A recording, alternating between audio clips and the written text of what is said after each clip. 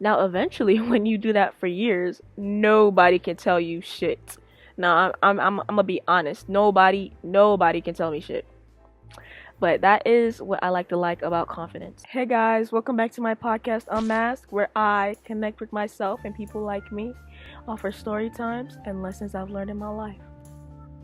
So today I really wanted to touch on a subject that I already touched on the last episode, and that is the power of the tongue, things that you say, and the agreement to come to terms with. Okay, so starting off, you are not your thoughts. Say it with me. I am not my thoughts. And by that, I mean the thoughts that you have in your head are programmed inside of you, not who you are. Like, if you have a bunch of negative thoughts in your head, and that might be because you're hanging around too many negative people or you're consuming too many negative media, then you're gonna be ended up with negative thoughts, a negative point of view on life. And so, how I would like to tell people to combat this is by observing your thoughts. And that's really what meditation is. Meditation is an observation of your thoughts, watching them go by, seeing what thoughts you might want to come to agreement with, seeing what thoughts you want to manifest into the person that you are. And by that, I mean, let's say I have a thought about sushi. 2 thoughts about sushi. 1 thought, I really like sushi. 2 thoughts, I'm deathly afraid of sushi because it's raw fish and I'm afraid of dying. Now, logically, you know that a lot of people have eaten sushi and they haven't died. But you cannot get over these thoughts, because whenever you have the thought of I'm deathly afraid of sushi, you speak it out into the existence. Now, I'm saying these 2 thoughts because I've experienced sushi and I know that I will not die if I eat it. But some people who haven't done that are stuck in this cycle of thought. I like sushi, I want to try sushi, but I'm scared of it. How we combat this is just by reprogramming your thoughts. Every time you have the thought of being deathly scared of sushi, all you have to do is say, I like sushi. See that thought's coming up? Yeah, but no, we're gonna combat it this time. I like sushi. And I know a bunch of people have eaten sushi without nothing happening to them. So 70% of sushi is safe. This should give you a window to at least trying it, to see if you fall into that 70% window of people who survived it. Or remember, you made that statistic in your head to get by, you know? But what we're trying to do here is open a doorway of new thoughts. Because remember, you've already sealed the possibility for any type of sushi, any type of poke bowl, any type of raw fish in general. So now we're opening windows for stuff other than a California roll, you know? I don't know what the different sushis are called, but sushi is good if you haven't tried it. That's transitioning to the agreements you come in terms with. Now, when I think about agreement for myself, I think about confidence. What has helped me really build my confidence over the years is watching the thoughts I come to agreement with. Like when you're a child, you're giving affirmations, whether that be good affirmations, whether that be bad affirmations. Some children are told, you are so smart, child, you will be amazing, you'll be a doctor, you'll be a star. And that child grows up thinking, yep, I'm amazing, I'm going to be a star, I'm going to be a doctor. And because they think so highly of themselves, they become close to or even better than that or exactly that. Some children are told, you're difficult, you're a delinquent, and you'll be nothing in life. And if they choose to come to agreement with that, that might just be what happens, sadly. But the words spoken to people are a transfer of energy. And that energy, whether you choose to breathe it in, soak it in, and live in that energy, or you choose to rebuke it, take it away from yourself. An exercise I like to do with coming to agreements are: 1, watching my thoughts; 2, what are the thoughts? Confidence. I really like my face. Everybody's not gonna like my face. Beauty is very subjective. But every morning I look myself in the face and I go, I like how that looks. Now eventually when you do that for years, nobody can tell you shit. Now I'm gonna be honest. Nobody can tell me shit. But that is what I like about confidence. And a balance of confidence with that I think is very important is knowing that you are not better than anybody and nobody's better than you. That is a great way to go about life. If you go about life as I'm better than everybody and something in some way, you end up sounding bitter. You end up sounding negative. You become an insufferable person to be around. And because you already think down on everybody, how are you ever going to go up? Where are you going? You already at the top, right? So yeah. By not thinking you're better than anybody and nobody's better than you,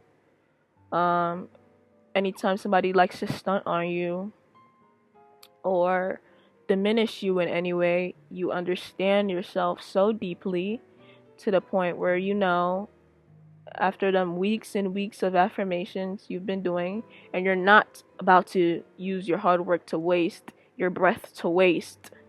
So you're just gonna go, well, yeah, but I know subconsciously you have 2 hands, I have 2 hands, you have 2 legs, I have 2 legs, you have 2 eyes, I have 2 eyes. Nothing about you is better. So you're coping with something right now, and stop trying to include me in it. An example of cope that I like to use is when I was in this group chat. I was in a group chat with friends, or I thought they were friends, of course.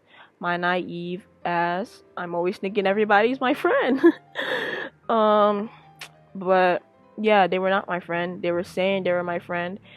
My thing is, when I say I'm your friend, I mean that.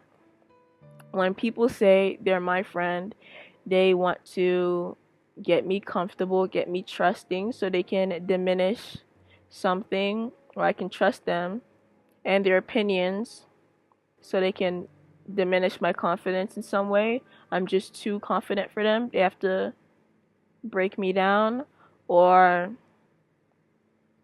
diminish an idea I have that's just too creative for them. So they have to break it down, and 9 times out of 10 they end up stealing that idea. So I stopped telling people my ideas. But yeah, they would do little things like tell me to shut up. Now, as a child, an affirmation was I was told to shut up whenever I try to express my feelings. So now that I'm an adult, when anybody tells me to shut up, I go, please don't tell me to shut up. And their reaction says a lot. Some people go, well, I'm going to say what I want. And I go, well, so you're going to tell me to shut up still after I just told you not to tell me to shut up?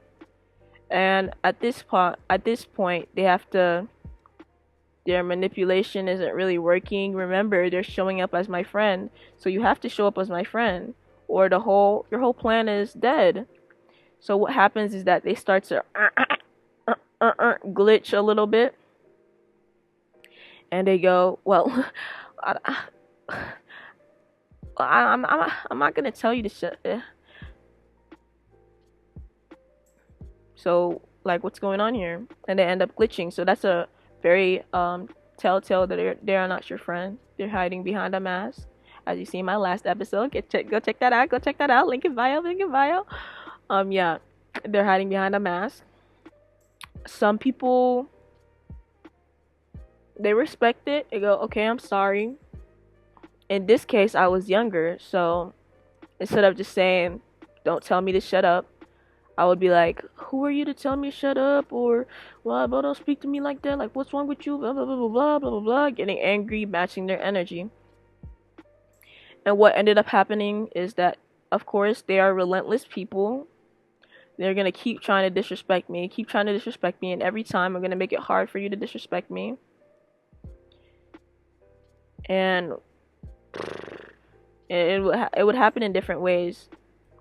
You can't disrespect me in any way, and if I let you disrespect me, it's because it's not worth it. You're a disrespectful person, and your whole existence is deemed against disrespecting people, so you can get some type of ego boost out of that.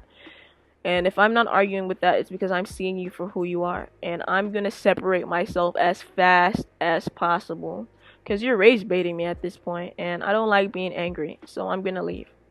But yeah, at this point, with the arguments and telling them not to do this and not to do that, mind you, we would have moments of good conversation. I'm a good conversationist. I know how to keep a conversation going.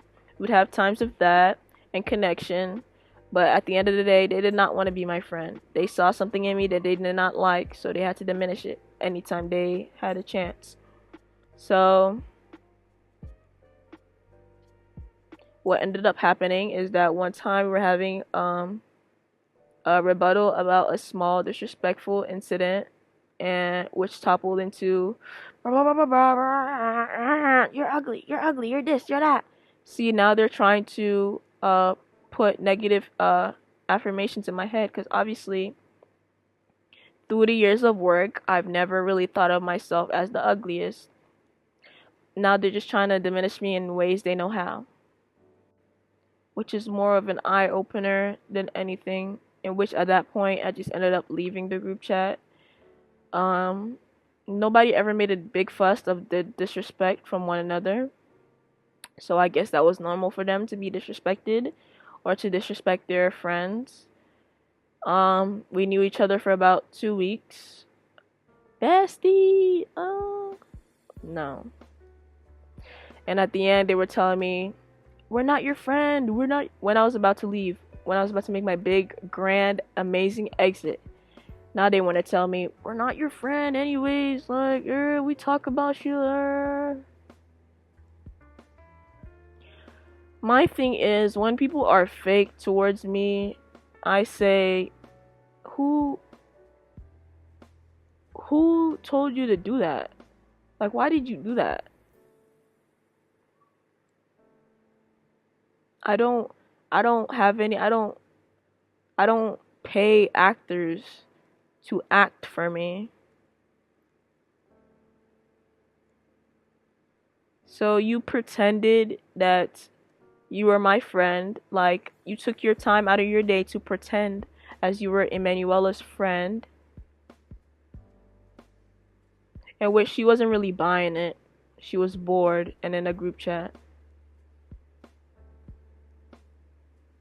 just to try to break her down, and it didn't work.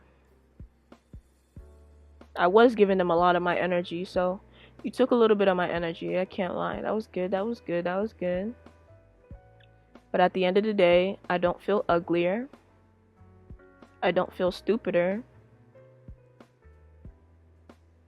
And not even you can disrespect me. And now I learned my lesson. And I'll never associate with people like you again. Sorry, I'm getting a little bit passionate about that. But yeah, that's really what I want to say about the power of the tongue and the thoughts you come to agreement with. Watch those thoughts. Watch those thoughts, guys. Anyways, if you made it this far, comment that word that I put right there. And if you haven't seen my other videos yet on this series, UNMASK, go check it out. Link in bio.